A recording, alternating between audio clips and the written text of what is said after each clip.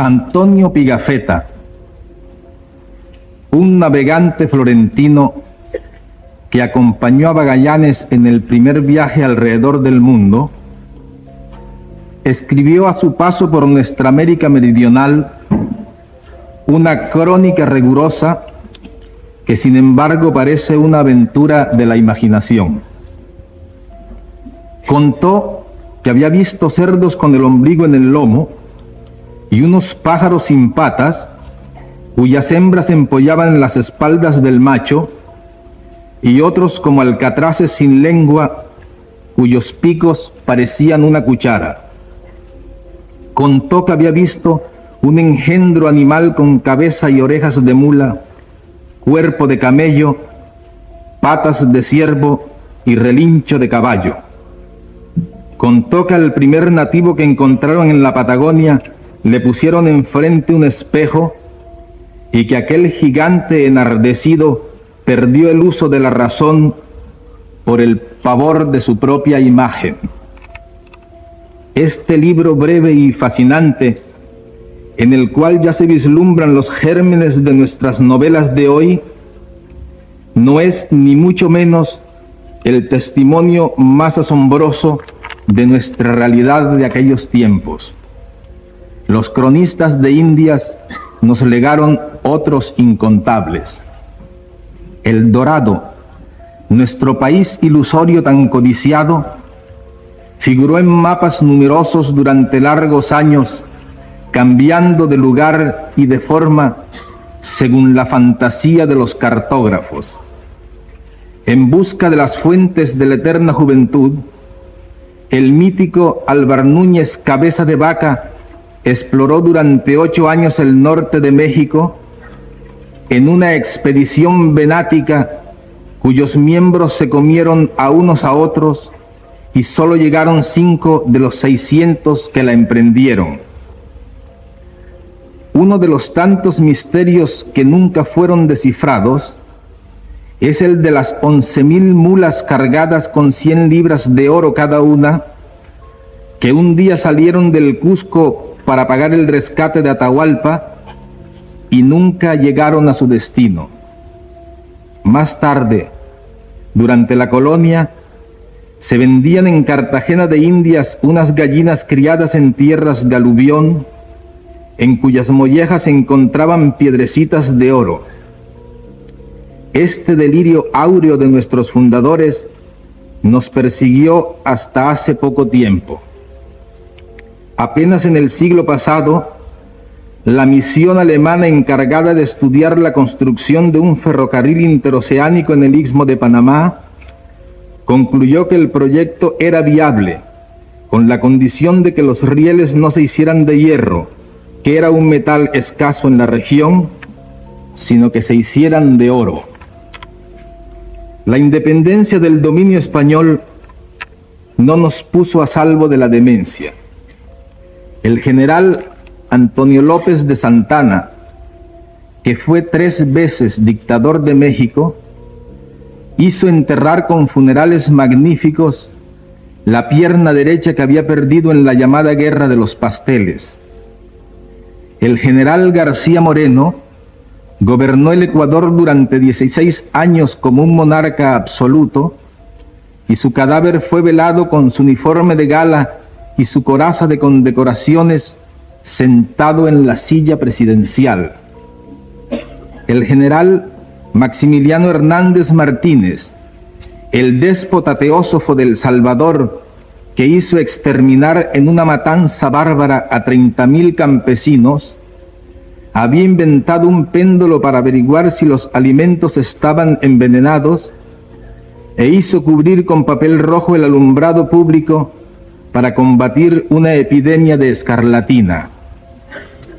El monumento al general Francisco Morazán, erigido en la Plaza Mayor de Tegucigalpa, es en realidad una estatua del mariscal Ney comprada en París en un depósito de esculturas usadas.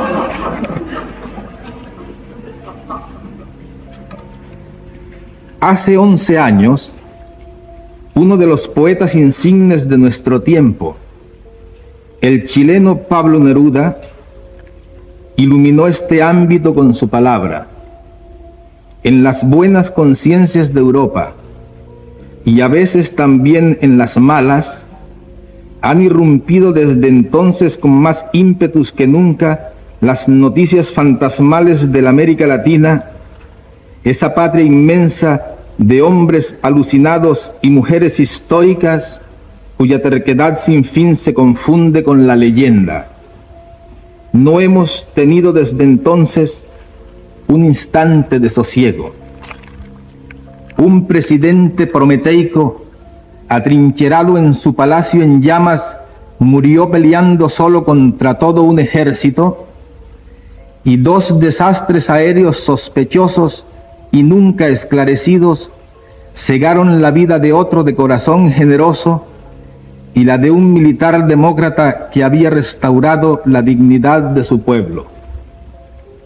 En este lapso ha habido 5 guerras y 17 golpes de Estado, y surgió un dictador luciferino que en el nombre de Dios lleva a cabo el primer etnocidio de América Latina en nuestro tiempo. Mientras tanto, 20 millones de niños latinoamericanos morían antes de cumplir 2 años, que son más de cuantos han nacido en la Europa occidental desde 1970. Los desaparecidos por motivos de la represión son casi 120.000, que es como si hoy no se supiera dónde están todos los habitantes de la ciudad de Uppsala. Numerosas mujeres arrestadas en cinta dieron a luz en cárceles argentinas, pero aún se ignora el paradero y la identidad de sus hijos, que fueron dados en adopción clandestina o internados en orfanatos por las autoridades militares. Por no querer que las cosas siguieran así, han muerto cerca de 200.000 mujeres y hombres en todo el continente, y más de 100.000 perecieron en 3 pequeños y voluntariosos países de la América Central: Nicaragua, El Salvador y Guatemala. Si esto fuera en los Estados Unidos, la cifra proporcional sería de 1.600.000 muertes violentas en 4 años. De Chile, país de tradiciones hospitalarias, han huido 1 millón de personas, el 10% de su población. El Uruguay, una nación minúscula de 2,5 millones de habitantes, que se consideraba como el país más civilizado del continente, ha perdido en el destierro a 1 de cada 5 ciudadanos. La guerra civil en El Salvador ha causado desde 1979 casi un refugiado cada 20 minutos. El país que se pudiera hacer con todos los exiliados y emigrados forzosos de América Latina tendría una población más numerosa que la de Noruega.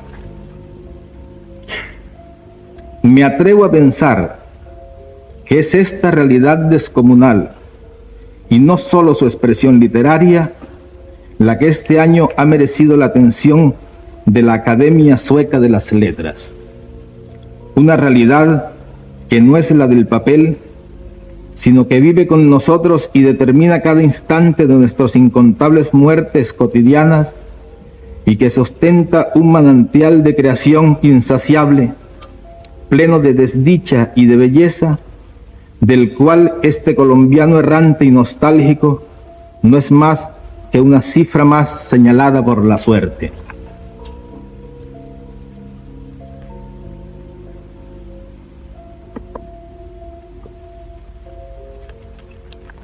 Poetas y mendigos, músicos y profetas, guerreros y malandrines, todas las criaturas de aquella realidad desaforada, hemos tenido que pedirle muy poco a la imaginación, porque el desafío mayor para nosotros ha sido la insuficiencia de los recursos convencionales para hacer creíble nuestra vida.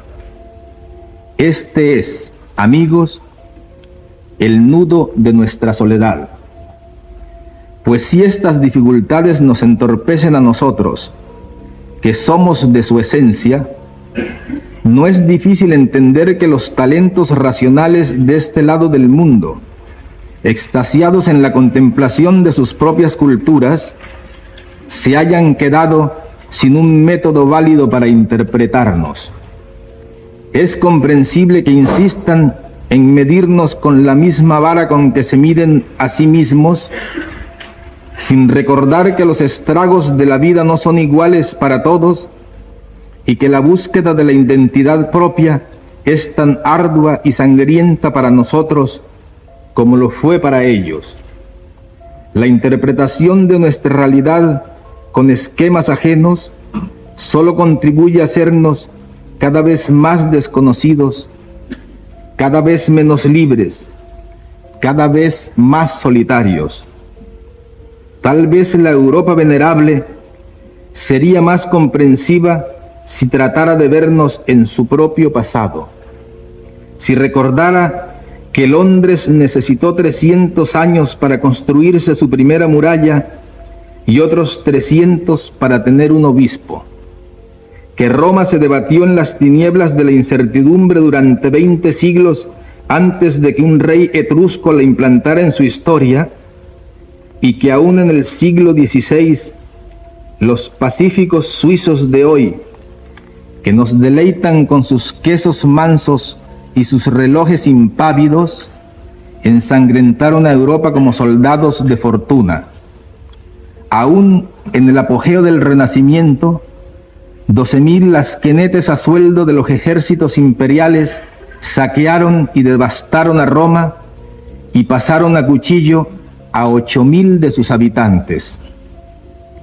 No pretendo encarnar las ilusiones de Tonio Krieger, cuyos sueños de unión entre un norte casto y un sur apasionado exaltaba Thomas Mann hace 53 años en este lugar.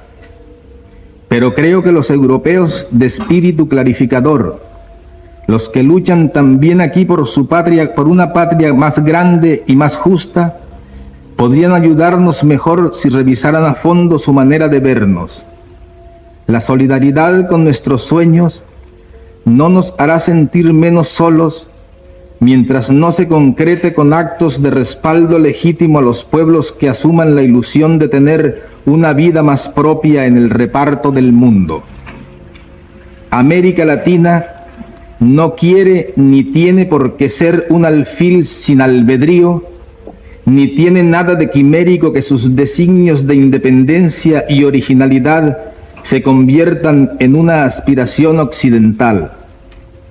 No obstante, los progresos de la navegación, que han reducido tantas distancias entre nuestras Américas y Europa, parecen haber aumentado en cambio nuestra distancia cultural.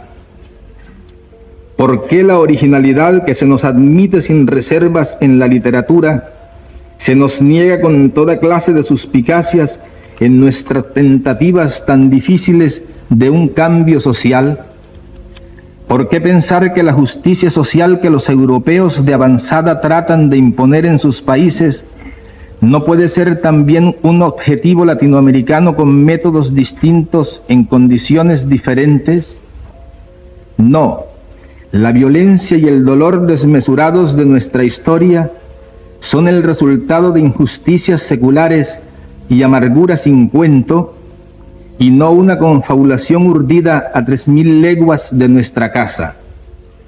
Pero muchos dirigentes y pensadores europeos lo han creído, con el infantilismo de los abuelos que olvidaron las locuras fructíferas de su juventud, como si no fuera posible otro destino que vivir a merced de los dos grandes dueños del mundo. Este es, amigos, el tamaño de nuestra soledad. Sin embargo, frente a la opresión, el saqueo y el abandono, nuestra respuesta es la vida.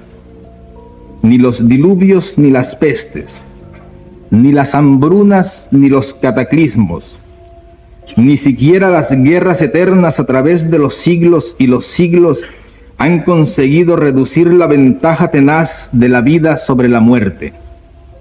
Una ventaja que aumenta y se acelera. Cada año hay 74 millones más de nacimientos que de defunciones, una cantidad de vivos nuevos como para aumentar 7 veces cada año la población de Nueva York. La mayoría de ellos nacen en los países con menos recursos y entre estos, por supuesto, los de América Latina. En cambio, los países más prósperos han logrado acumular suficiente poder de destrucción como para aniquilar 100 veces no solo a todos los seres humanos que han existido hasta hoy, sino a la totalidad de los seres vivos que han pasado por este planeta de infortunios. Un día como el de hoy, mi maestro William Faulkner dijo en este lugar: me niego a admitir el fin del hombre. No me sentiría digno de ocupar este sitio que fue suyo si no tuviera la conciencia plena de que por primera vez desde los orígenes de la humanidad, el desastre colosal que él se negaba a admitir hace 32 años es ahora nada más que una simple posibilidad científica.